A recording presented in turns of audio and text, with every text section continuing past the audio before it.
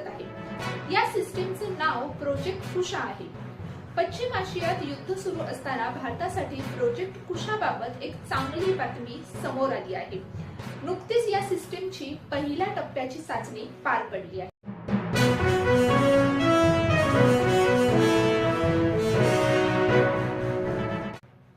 अन्न व औषध प्रशासन मंत्री नरहरी झिरवळ यांचा कथित व्हिडिओ व्हायरल झाल्याने मोठी खळबळ उडाली आहे। मंत्री नरहरी झिरवळ आणि तृतीयपंथी व्यक्ती या व्हिडिओमध्ये दिसत आहेत। शासकीय निवासस्थानातील हा व्हिडिओ समोर असल्याचे कळत आहे। तृतीयपंथी व्यक्ती आणि मंत्री दोघे बेडवर दिसत आहेत आणि या कथित व्हिडिओने सध्या सगळीकडेच मोठी खळबळ उडाली आहे।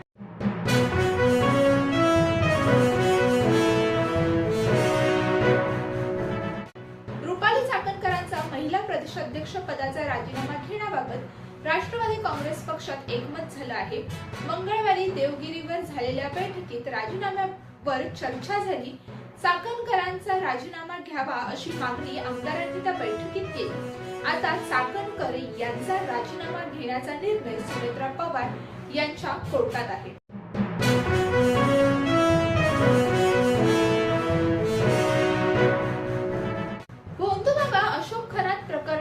काँग्रेसचे प्रवक्ते अतुल लोंढे यांनी सरकारवर गंभीर आरोप केले आहेत। मंत्र्यांशी संबंधित काही अनैतिक प्रकार समोर येत असल्याचा दावा करत त्यांनी प्रकरण दडपण्याचा प्रयत्न होत असल्याचे म्हटले। या प्रकरणाची निष्पक्ष चौकशी करून सर्व सत्य बाहेर आणावे अशी मागणी त्यांनी केली आहे। राज्यातील महिलांच्या सुरक्षेबाबतही त्यांनी चिंता व्यक्त केली आहे।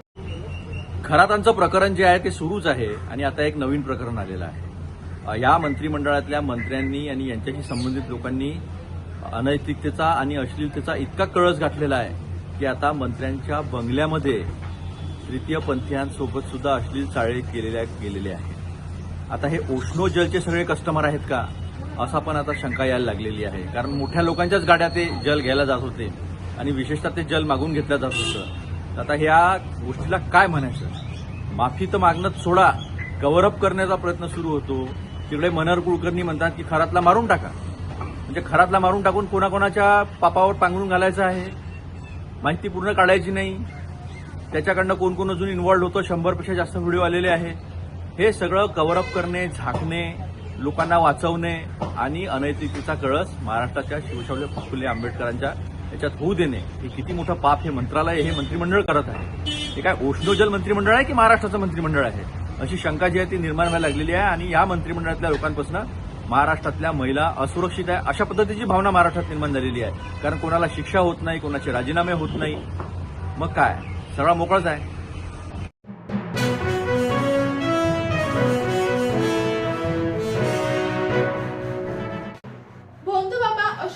प्रकरणानंतर आता मंत्री नरहरी झिरवळ यांच्या आक्षेपार्ह व्हिडिओमुळे राज्यातील राजकारण पुन्हा एकदा तापले आहे। काँग्रेस प्रदेशाध्यक्ष हर्षवर्धन सकपाळ यांनी या प्रकरणी झिरवळ यांची तात्काळ हकालपट्टी करण्याची मागणी देखील केली आहे।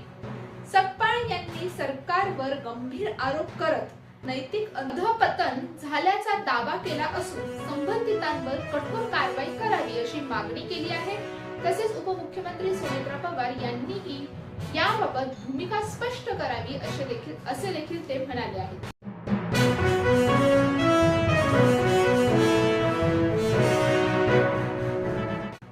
भारतासह 20 देशांतून श्री विठ्ठल रुक्मिणी मातेच्या पूजेचे ऑनलाईन बुकिंग झाले आहे। श्री विठ्ठल आणि रुक्मिणी मातेच्या महापूजा, तुळशी अर्चन पूजा, पाद्यपूजा अशा विविध पूजा ऑनलाईन बुकिंग मधून हाऊसफुल झाल्या आहेत। अमेरिका, दुबई, जर्मनी, ऑस्ट्रेलिया अशा देशांतून विठ्ठलाच्या पूजांचे बुकिंग झाले असल्याची मंदिर समितीचे कार्यकारी अधिकारी राजेंद्र शेळके यांनी माहिती दिली आहे।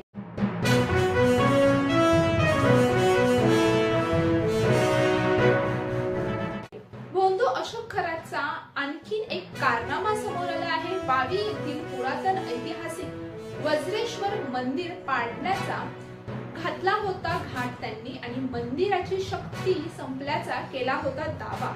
तसेच त्यांनी गावकऱ्यांना मंदिर पाडण्याचा सल्ला देखील दिला होता. मात्र गावकऱ्यांनी दिलेल्या सल्ल्याला नकार दिला. गिरगाव येथील मंदिराकडे भाविक वळवण्यासाठी वावी येथील वज्रेश्वर मंदिर पाडण्याचा सल्ला दिल्याचं सध्या सगळीकडे चर्चा सुरू आहे.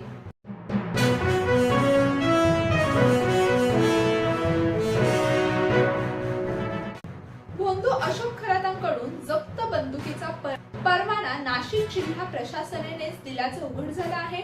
15 ऑक्टोबर 2012 रोजी शस्त्र परवाना मंजूर झाला आणि 1 जानेवारी 2024 रोजी परवान्याचे नूतनीकरण झाल्याची देखील नोंद समोर आली आहे.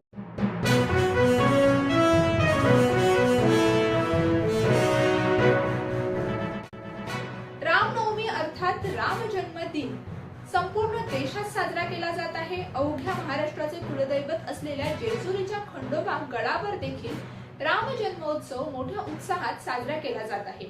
राम जन्मोत्सवानिमित्त जेजुरीतील खंडोबा मंदिरामध्ये राम, लक्ष्मण, सीता आणि हनुमान यांच्या प्रतिमांची आकर्षक सजावट करण्यात आली आहे आणि त्याचबरोबर मंदिराच्या गाभाऱ्यातही सुंदर फुलांची सजावट करण्यात आली आहे. ही सजावट भाविकांसाठी आकर्षणाचा केंद्रबिंदू ठरत आहे.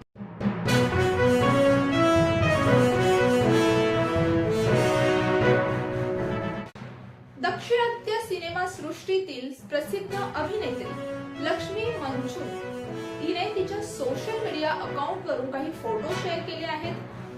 लक्ष्मी मनसूरनं पारंपरिक हाफ साडी सोहळ्याचं आयोजन केलेलं आहे. दक्षिणात्य परंपरेत मुलीच्या हाफ साडी सोहळ्याला विशेष महत्व आहे. मुलगी जेव्हा बालपणातून तारुण्यात पदार्पण करते तेव्हा तिचं स्वागत करण्यासाठी आणि तिला आशीर्वाद देण्यासाठी हा सोहळा आयोजित केला जातो आणि या संदर्भातले फोटोज आणि व्हिडिओ सध्या सोशल मीडियावर मात्र चांगलेच व्हायरल होत आहेत.